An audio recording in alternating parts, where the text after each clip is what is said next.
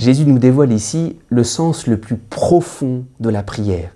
Il nous dit, si vous demeurez en moi, demandez dans la prière, demandez tout ce que vous voudrez, cela se réalisera pour vous.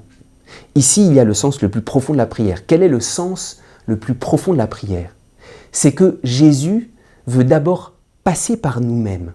Par exemple, tu pries pour la paix.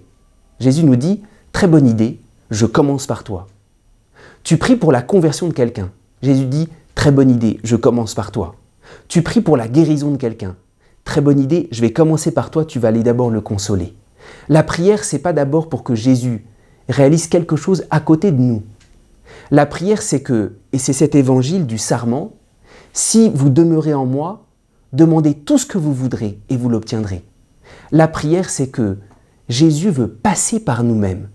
Et on ne sait pas ce qu'on fait quand on prie. Quand on prie pour la paix, quand on prie pour la guérison, quand on prie pour la conversion, on pense qu'on va donner des idées à Dieu et qu'il va le réaliser à côté. Et Jésus dit non, le sens le plus profond de la prière, c'est que je veux que tu sois uni à moi et que je passe à travers toi. Quand Jésus dit dans cet évangile, demandez tout ce que vous voudrez et cela se réalisera pour vous, ce n'est pas un caprice, on peut demander tout et n'importe quoi. C'est qu'à l'intérieur de cette unité avec le Christ, il n'y a pas de limite. À partir du moment où on est uni au Christ, Jésus veut réaliser toutes ses volontés à travers nous.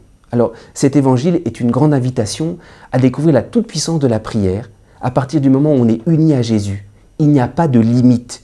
Tout ce qu'on demande, Jésus va commencer à le réaliser à travers nous. La paix, la conversion, le mystère du salut.